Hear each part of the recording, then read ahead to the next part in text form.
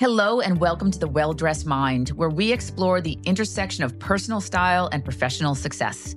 I'm your host, Lindsay Nicholas. In this series, we'll have honest conversations with accomplished individuals, leaders, creatives, entrepreneurs about how they've built their lives, their careers, and their identities. Because style isn't just what you wear, it's how you show up to the world. It's a signal of self-worth, a reflection of values, and sometimes a quiet source of power. Here, fashion isn't frivolous, it's foundational, and I can't wait to share these stories with you. Karina Mansfield is a highly respected technology executive with more than 2 decades of experience across cybersecurity, telecommunications, and software as a service industries. I bet you didn't know that I knew what SaaS No, meant. most people don't. I'm impressed. Very impressed. I used to work for even the HP. articulation of it was Thank spot you. on. She is known for her strategic leadership, deep technical acumen, and commitment to creating inclusive, high-performance cultures that empower women in tech. As managing director of Phriendly Phishing, a cybersecurity awareness training company, Karina leads organizations' growth across Australia and New Zealand, shaping strategy to help enterprises protect their people through smarter, behavior-based security education. Previously, she established and scaled KnowBe4's ANZ operations, turning Melbourne into a regional cybersecurity hub. Thank you. That's a big accolade. But Welcome to The Well-Dressed Mind, Karina. So you are actually the first guest that we've had on the podcast that I know exclusively through the store. Really? So you came in as a client, and I remember the first time I met you, and then the second time I met you, and I'm not great with names. And for some reason, there was something about you that the second time you came in, I remembered your name. Like I knew right away who you were. There's something about actually. you. I do remember that. And I remember you being surprised that I remembered your name, but you were no more surprised than I was that I remembered your name, because it's not something that I'm particularly good at. You have built a career in technology and leadership that's often a male-dominated space. So how is that? Like, how do you find your footing in a technology industry that's usually so male-dominated? It's a great question, and I think it's always evolving. I mean, I look at when I first stepped into the tech industry, which really now is probably 25 years ago. Okay. It's very different than what it is now. There was even less women. Having said that, I still think there's a lot of room for improvement. But I think in terms of finding my footing, I think it was about getting the runs on the board. Really? Okay. You know what I mean? So I think, it was probably a great time to step into technology because there wasn't a lot of women. Okay. Okay. So if you are good at what you do and you prove yourself and you get the runs on the board, then all of a sudden you get consideration, particularly I think probably 10 years ago, maybe 15, when, diversity became a thing. Before that, it wasn't, you know what I mean? So organizations became a lot more aware of it and a lot more purposeful around supporting women's career development and actively promoting women. Okay. So I think a little bit of it was probably right place, right time. Okay. But I also think that you've got to have the credentials, for consideration. So I think that's been probably a big part of it. Yeah. It's doing the hard work. And how do you think, I know Melbourne is really evolving into a tech hub. It is. Why is that? What is it about Melbourne that makes it sort of, Silicon Valley-esque? What is it that's bringing people here? It's interesting because it is a cyber hub for Australia as well. And we know cybersecurity is a flourishing industry and it will continue to flourish for obvious reasons. But, for Melbourne, I think there's a number of factors that underpin that. And I think, firstly, we've got some of the best universities in the world. Without question. Yeah. So I think that's a big thing in terms of the platform.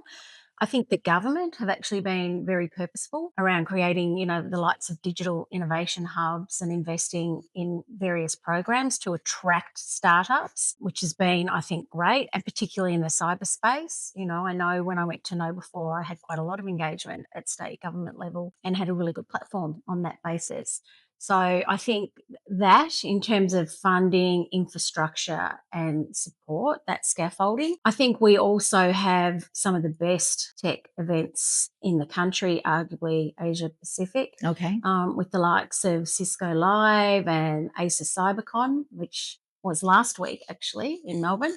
So that was a full 3 days, and that is the biggest cybersecurity event, in this region. So I think, that has definitely helped. And I think geography, I mean, Melbourne for such a long time has been known as one of the most livable cities in the world. Yeah, Which always on that list. It's yeah, always in that top 10 yeah. list. And I think globally, from a time zone perspective, we're quite, what's the word? We think quite well, even with the US and Europe. And even though we don't have the full days, you still get that Yep. crossover. So I think, that's also been something that's helped, with global companies. And most of them have a big presence here. The IBMs, the Yep. Cisco's, the Microsofts of the world. Telstra's head office is here. Yeah. So yeah, so I think too, something that I've found, when I first came into the technology industry, and particularly probably about 10 years ago when things really started taking off, we were attracting more startups. We've got fabulous organisations like Stone and Chalk, Techstars, who are there to support innovation and startups as well. So they're like really helping fuel that growth. And even we talked a little bit already about women in business, but women in leadership, Yep. what can companies do to sort of take it out of the lip service area and actually make meaningful change for women in tech?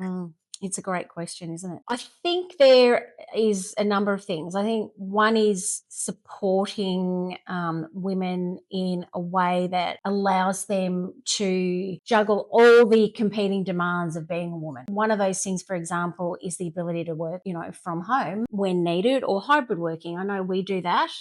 We have 3 days in the office. You can choose your days, but, and 2 days at home. So it gives you that flexibility. Or if people need to, hey, I've got to go and, take my mum to the doctor or do these, allowing people that flexibility. Yeah. And so it becomes less about the hours and more about the outcomes. The So output, I think that absolutely is important. But I also think you've got to be purposeful about it. And some of those things for me, and this was my lived experience, was after having children. And I was lucky enough with my second child that our policy had changed at the time I was at Telstra, and I was able to actually take 2 years, obviously not fully paid, but I was able to take that time and have a guarantee of a job back. But I remember my experience was very challenging coming back in after 2 years. Like on the Thursday, I was going back on the Monday, and it was like everything had changed. There'd been a restructure. I was like, well, who am I reporting to? We changed buildings. Where's my car park? I don't have an access pass. I don't, while you're trying to juggle everything all else. these sorts of things. And I had agreed to sort of go and run a different function. So that was all new as well. And I remember it was so daunting. And so when I went back, I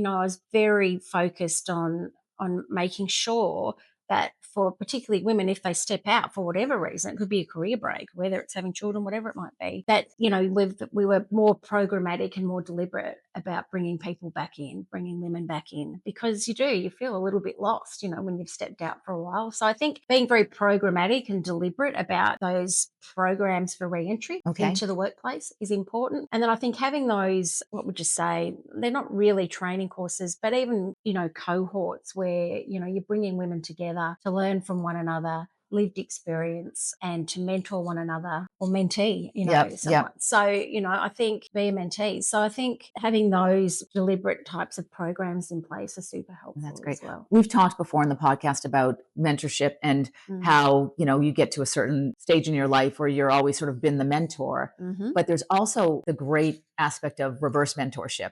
Like I love working with younger people that can teach me things that I don't know. Like I do feel like mentorship is such a two-way street because there's just, 100%. and especially I imagine, when you're talking about tech, you're dealing with a lot of people now, even more and more and more so because everyone's getting older, that are digital natives, that grew up dealing with tech in such a different way than I grew up. We were talking before this podcast with my husband, and I was telling him that I was 27 when I had my first computer on my desk. There was one computer in our school, and like you had to go book it out if you wanted to do something and work in McPage or McDraw or green screens and F8, like all your, all that sort of stuff. So it's definitely changing. And then I guess talking about the advent of AI, which is obviously taking over every industry. And I think as most people do, probably a love-hate relationship. Like there's things that AI is bringing to the table that I'm so excited about. And I do feel like even in 2-3 years, it's going to make my role so much easier. And then there's also the cybersecurity aspect of AI. And when, Alexa can use your voice to call your bank,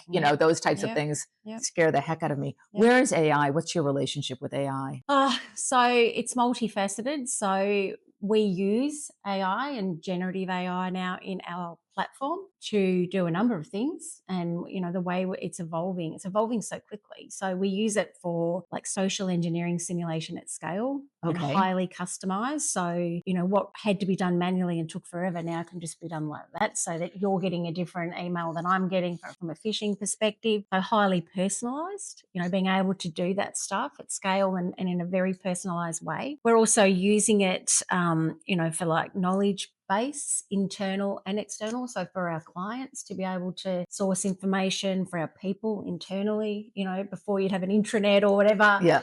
so that kind of goes away. And the other way is just in being able to serve up our clients the information they want, when they want it, how they want it, and then get the recommendations. So it's that personalization, which is a game changer. Personally, I'd have to say I'm still pretty embryonic in how I'm using it in my personal life. I don't Okay. have, I look at my husband who uses it a lot every day, but he's in finance and doing a lot of written communications. I don't do a lot of written communications, but I've been using it a lot lately in planning out some conferences that I'm Okay. doing, just pulling together information and packs and whatever. So for me, I'm probably just getting going on it. Okay. And it's interesting because if I put information or a request in that is based on something I know a lot about, it's always a great litmus test to see how accurate it is. Yeah. And it isn't 100% accurate. Yeah, it's You know, definitely not. definitely It's not. definitely not 100% Definitely accurate. not. Yeah, I have. I Yet, use yet, ChatGPT a lot yeah, now because yeah,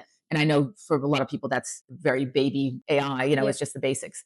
But I use it now definitely instead of Google because if yeah, I ask ChatGPT a question, I'm going to get an answer yeah, where Google might give me, here's yeah. 10 articles you can go click on and read. It's like You get a ChatGPT structured answer. gives me Yeah. the answer. I also use it. We use Shopify as our platform, which I love. Like I'm a big Shopify fan, but they have an AI engine as Mm, well now. mm, And you do ask it questions and it, gives you 2024 data instead of 2025 data. And like, I feel like I'm teaching another employee, mm, how mm, to actually do mm, their job because mm. it has a little ways to go. Well, and it will continue to evolve with the large language models that underpin it as more and more data goes in and it has more, more to learn from. It will become more accurate over time. But I think, you'd have to be a bit careful too in terms of the information you put in from a data and privacy perspective. Yep. So for us, we're very cognizant of how we use it in the workplace. Yeah. So, because once, a lot of times the information's out there, like if you're just using like ChatGPT and it's not an enterprise product or, you're not on an enterprise subscription, it's just going out into the big wide world. So you Okay. do have to be a bit careful. Yeah. I'm probably not as careful as I need to be. But so as we are on the well-dressed mind, Mm. the perception I think in tech is that everybody's wearing hoodies and jeans and sneakers. So what is the reality and how does the way you present yourself from a fashion perspective, Yep. how does that affect the way you lead, affect the way you manage teams? Is there a correlation there? It's a great question. And I think, yes, you're right in terms of tech and startup being a lot of jeans and hoodies. There's still a lot of that. Less for, client facing people, but certainly for the guys kind of behind the scenes, there is a lot of that, guys and girls. I think for me, it is very much about being your authentic self. Which is always important in Yeah, business every day. it is. And I think if I reflect now, when I started my leadership career, I wore a suit every day with a shirt, different suit, but I was, very conventional looking. And I think as I've gotten older and I've gotten more comfortable in my own skin, I think, I've experimented more and more. And I also think, finding what you love, like you and your brand and your clothing, having those individual boutiques as opposed to sort of more the en masse fashion Yeah. really gives you the platform to be able to do that as well. And I think COVID probably helped a little bit in changing norms, Without around, question. yeah. Some of the banks, because we have a store in the city, and some of the banks, Yeah. people are coming in a completely different Yeah. dress than they normally would have. And I think it was the way to get people back into the office is being a little bit more lenient on the dress code, and people Yeah. are more likely to come back into the office. I have to say personally, like I miss people really getting dressed. Dressing Like up. I love Dressing seeing up. someone walk down the street with a pair of heels and a great pair of trousers. Like I'm very much, it's pleasing for me to see people make an effort in how they get ready every day. So I do have to admit. Well, I think too, it's about confidence. Like if you love what you're wearing and you have made the effort, I think you feel fabulous. You feel more confident. Without question. And we see it every day in the store. Yeah. When someone comes Yeah. out of the fitting room, we know within a second if they like what they're wearing. Like we don't even have to ask them. You can just tell posture changes. Interesting. Everything. You would see it. See it every time. Yeah, you would see it. A lot of what we see, and I think it probably relates a lot to your job, is a lot of things like around behavioral science, which I'm always it's one of my favorite topics in the whole entire world. So how does behavioral science actually affect the way you lead? How does it influence your business? It's a good question. So it underpins a lot of what we do in terms of what we do for clients. So the social engineering simulation. Okay, It's a big talk one, me through that. So right? how does Big that work? So it's around, so there's two things. One's around everybody learning at their own pace in an automated way. So we're very cognizant of everybody taking their own journey, right? So, which is quite unique to us, but something we've been focused on, and we've got some new things coming down the pipe next month, which I'm excited about, is all around cognitive bias and helping people understand what theirs is. Because once you understand that, you have a level of awareness that you never had before. And this again is quite unique in what we're doing. But the hackers, the bad guys, they do their research, they know, and especially if you're putting a lot of information out there on digital platforms, right? It's not hard to pull that together, as we know. You can put it into Chat GPT if you want it and get a snapshot on somebody. I think they will use it against you. So it's important we use it now, but to help people really understand what motivates them. And for me, that could be clothing, could be an email from you. You know what I mean? For somebody else, it might be boats or travel or whatever. So yeah, we're using it to get a lot smarter about the way we do what we do in terms of social engineering and equipping people with that knowledge around what their cognitive bias is. And it's very interesting with motivating and having a long career in leadership myself, even prior to starting Lindsay Nicholas New York, just seeing that some people, as you said, like some people it's money. Some people want the title. Some people, it's about prestige they have in the office. It's just really interesting understanding what motivates people. And I know in different companies that I've worked with, we've had probably over years, different companies come in and do, like you're a blue, you're green. And you'd actually at one place, you'd have a color outside your office so people knew if you were an introvert or an extrovert. And I was like, that was taking it a little bit too far for me. But it was meant to make communication between everybody different, but it was almost in some ways it was labeling people and like you might be an extrovert one day and then be an introvert one day. It's interesting what people, all the different things you do, always really well intentioned. But what is the actual outcome I would agree with that. I would agree. And I think from a leadership standpoint, for me, it's more about situational leadership and I guess the experience you glean over time. But for me, there'll be times where a more directive style of leadership is appropriate. Where you need decisions made or you're under pressure or you're problem solving or you're going through a lot of change and you need to anchor people and, lead from the front. Absolutely. And then there are times when, a softer style of leadership is needed, and it's being able to know. So there's no one style, I think it depends on what's happening in the business and who you're dealing with. When I look at, we're a young business and a lot of my younger teams, I need to interact with them in a very different way than I interact with my leadership team. Absolutely. Yeah, absolutely. Yeah, I find that, even culturally, like having a business between America and Australia, there's definitely cultural nuances that you wouldn't think. Like I remember when I first moved to Australia, which was over 15 years ago, I thought Australia was like California. I said everyone's going to be really chill and laid back. And I had this, that basically they're Americans in Australia. Yeah. And there's so many little nuancy things that you just can never ever pick up, and it's fascinating to learn. Like I am such an observer of human behavior. Like I find it, as I mentioned, I find it absolutely fascinating. Anything you love what we do because it's all about human behavior. Yeah, I love it. Yeah, and trying to modify that for the right reasons. And just finding out for me personally, like why people buy, what's the motivation, like what is the thought process, why did they go left or right when they walk in the store, like all those things I find absolutely fascinating. So I was reading something the other day actually, which I felt was really interesting because I'm a mad shopper, as you know. Clothing is my absolute weakness. I love beautiful clothing and I like to feel good. And sometimes I think, I've got to stop I've got to stop spending. I don't need any more clothes. It's Oh, never you're about fine. me. Well, you would say that. But I saw this thing, I think it was on social media, and it talked about why you continue to spend even though you might not want to, or you might not need something. And that was all around behavioural science. And it's very interesting to read it in terms of what you get from it, how it makes you feel, and why you continue to do it. So it was very interesting read, and I a lot of it resonated with me. It's not going to stop me shopping. Yeah. You're very considered. Like, I know when you've come in the store and we've worked together, I think probably close to a dozen times, I would say, at least. And then you've also had it with the other members of my team. But you're very considered. Like, when you try a piece on, we usually talk about it. Yeah. You don't just put something on and go, oh, I like this. You'll put it on and think, I'm meeting next week, or this is going to go with that piece that I got last week. Like, you really have a thought process. Yeah. I've seen some mad shoppers, who I also love, but just come in literally and put things on the counter like, I'm taking it, and it's almost more of a feeding a need thing than a considered purchase. But everybody shops for different reasons. But you're very considered, and I love the way. And then when you find something you like, you're like me. When you find something you like, multiples. I do. Yeah, I colour and Yeah, colour yeah. and.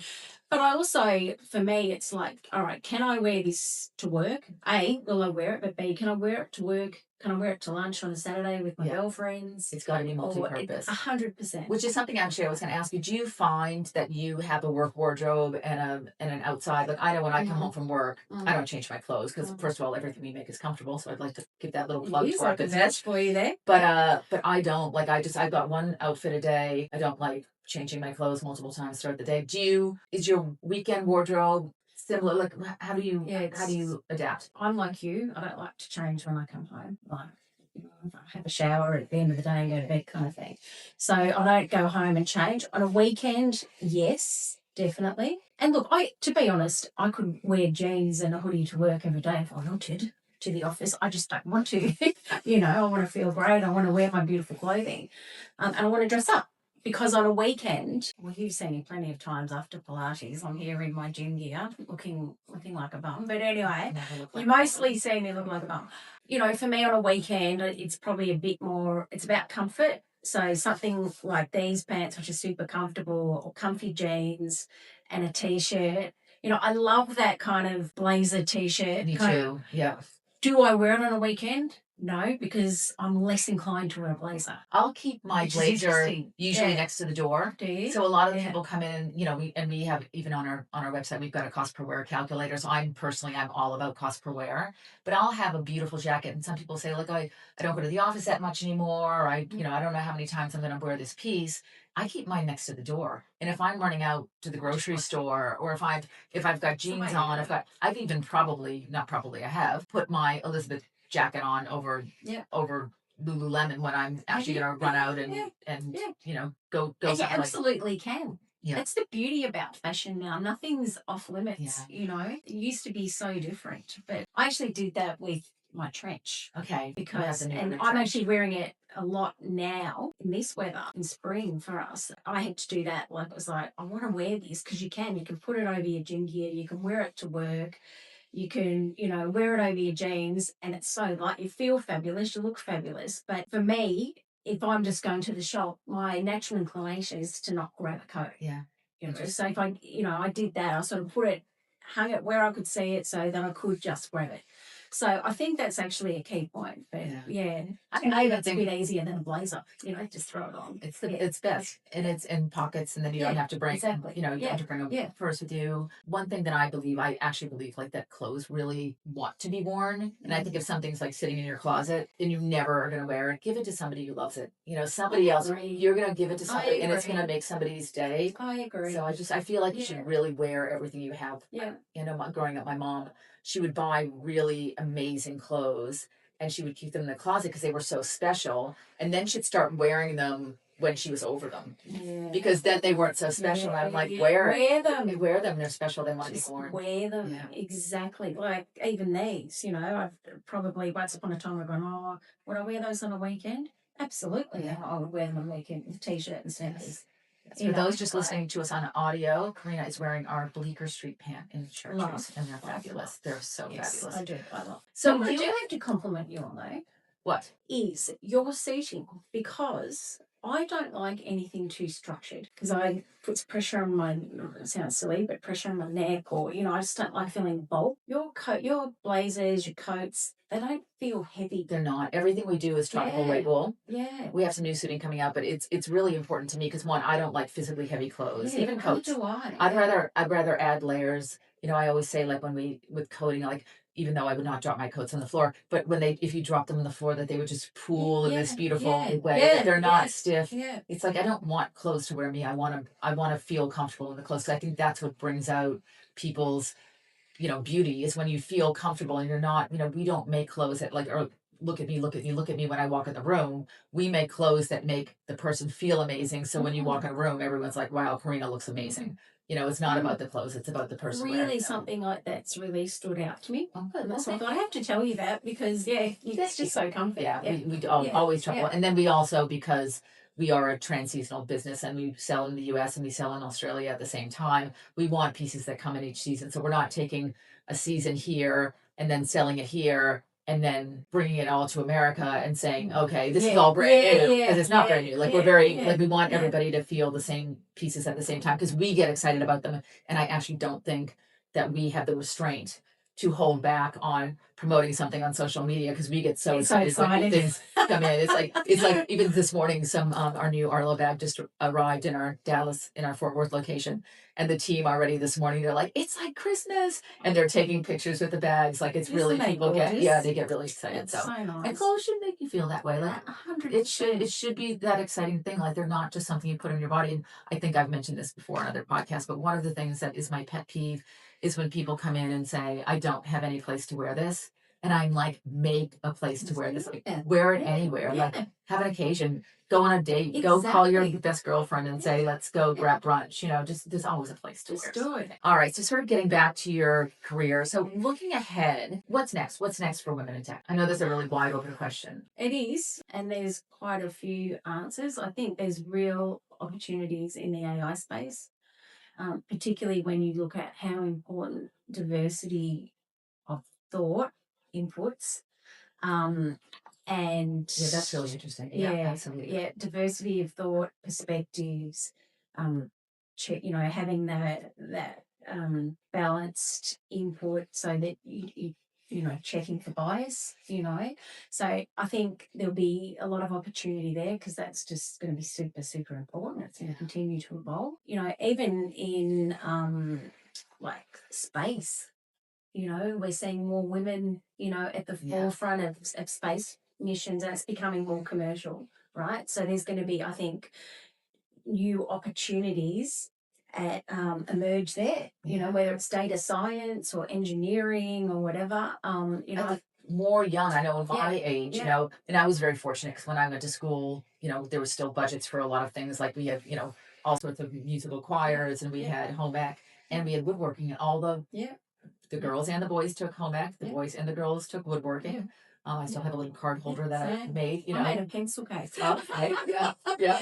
Those were the options. Yes. But I do think now, especially like having younger nieces, I do see these kids going, like, they want to get into engineering from a very young age. They want to be, they want to be scientists. They want to do this, which is, I think, really amazing. I feel in the future that there won't be this chasm in tech between men and women because the skill sets needed are from really brilliant brains and really brilliant brains. Irrespective of gender. Gender. Exactly. I mean, there's so many opportunities. Health tech is very underrepresented with women. So, there's opportunities in health tech. Cybersecurity will continue. That's going to, I can't imagine that's not going to be the biggest. No.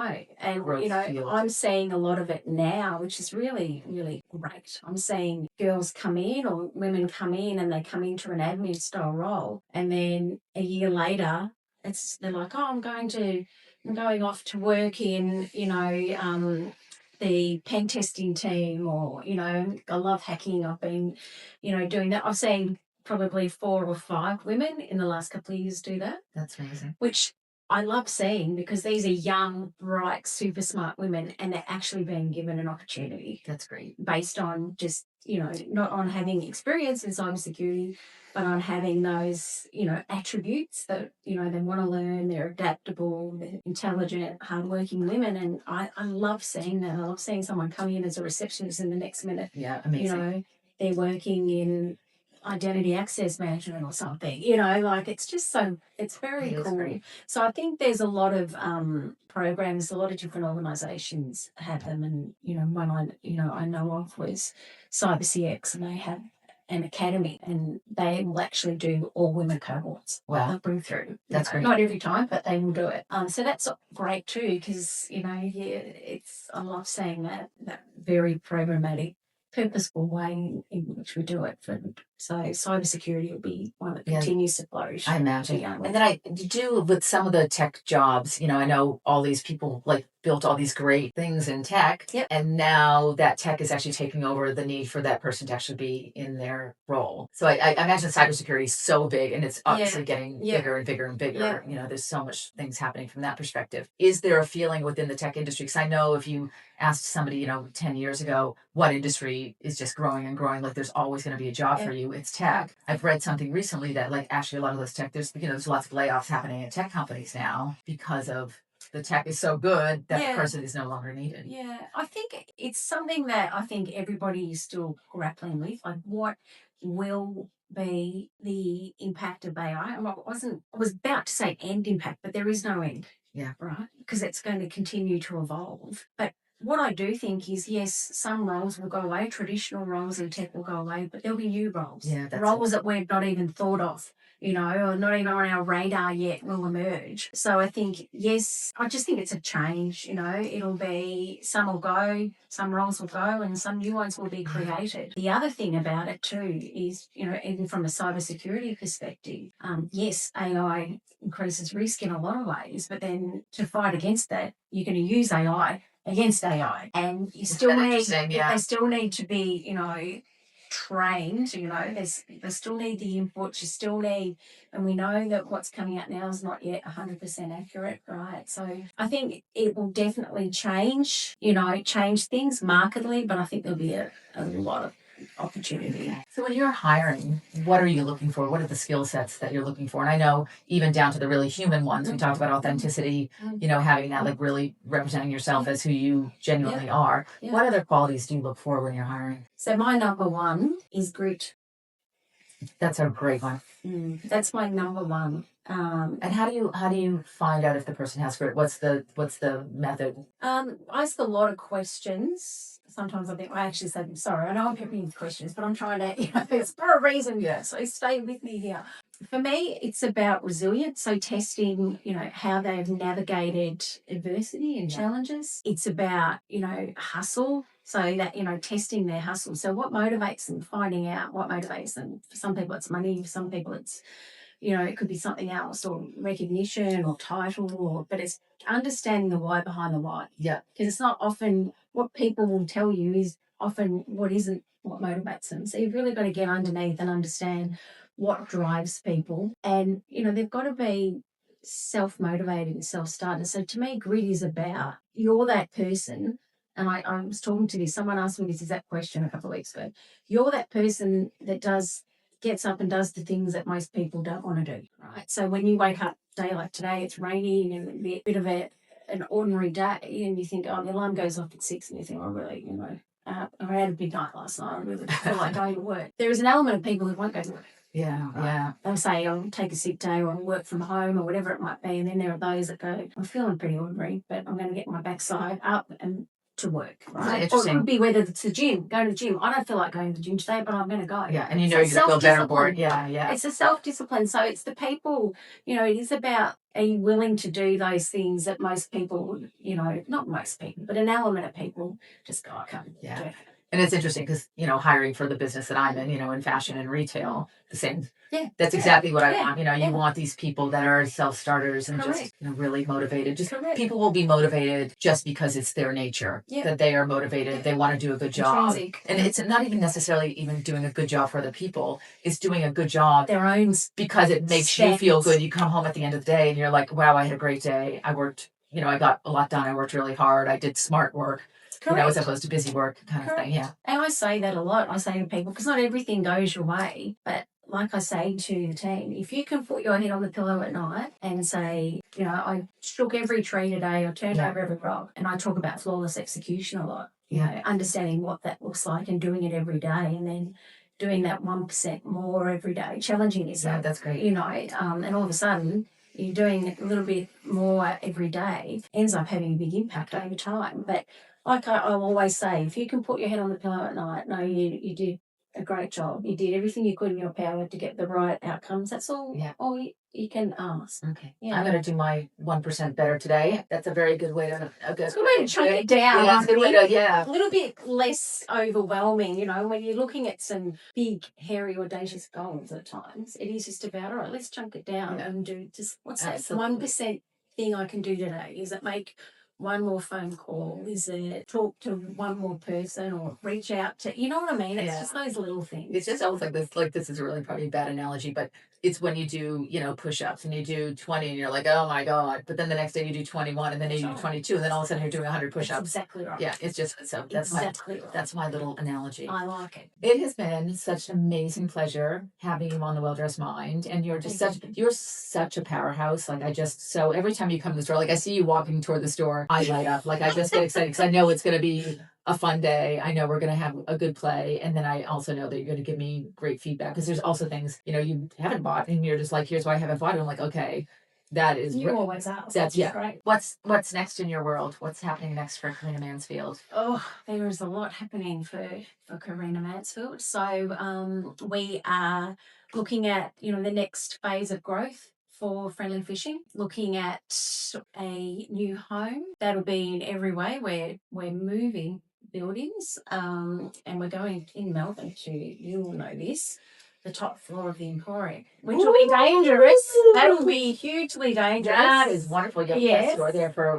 We go back a lot. Actually, I was actually talking to the landlords there yesterday. So you never know. You never know what's going to happen in the future. But that's exciting. Yeah. So doing that in Melbourne and Sydney, and also looking at, even from an ownership perspective, an investment perspective, where our next natural home is. So there's a lot of work going into that as well. So I'm excited about the future for the business. I really am. We'll put a link to Phriendly Phishing in the show notes, but I just want everyone to know that Phriendly Phishing is spelled with a PH. Yes. So play on words. PH friendly, PH phishing. Yes. So Phriendly Phishing is with a PH. So if people want to go and check out, it's just been an absolute pleasure. And thank you so much for joining us on the Well-Dressed Mind. Thank you. I've loved it. It's been great. Thank you for having me.